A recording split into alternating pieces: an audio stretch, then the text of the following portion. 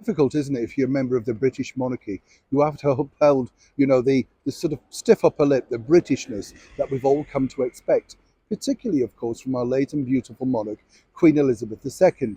There were very rare occasions, weren't there, where we saw a hint of emotion.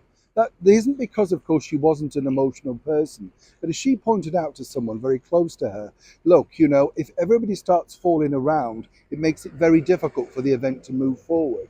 So it must have taken a steely determination on her part, and particularly in events like her late husband's funeral at St. George's Chapel, where she was famously sat all alone due to the COVID pandemic restrictions. Incredibly sad and haunting pictures, as I'm sure you'll agree.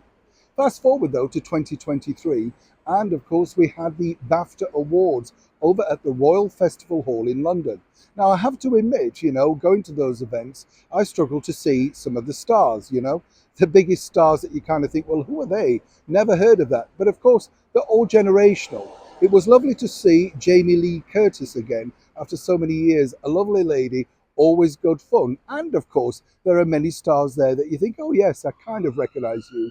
But I would say the golden era definitely has disappeared. It's interesting to notice we are living now in a different sort of world, a different world from Queen Elizabeth II, a brand new reign of King Charles III.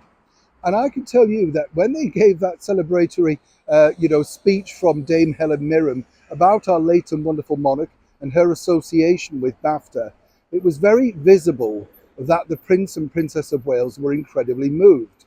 I was speaking to a source very close to the Prince and Princess later on in the evening, and they shared this comment with me, which I wanted to share with you because, as so many people do attack the Prince and Princess of Wales online for all the wrong reasons, let's not forget that they're still grieving, but publicly having to go out there and face the music, as it were.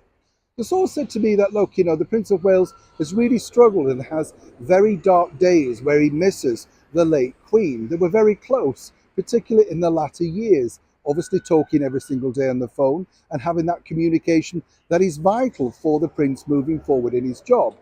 The Princess of Wales, though, had a more fun, informal relationship, as one can imagine. But as she openly said to the source, it's just very difficult because you just cannot get over the fact that it turned around so quickly. The end came too quickly, and they were simply not prepared for it.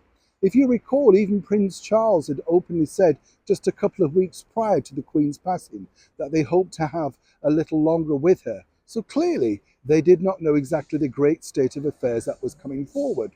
Also, let's not forget that the Prince and Princess of Wales' lives, well, everybody's lives in senior royals, have been turned around, reshaped, and literally they're grappling with this particular situation.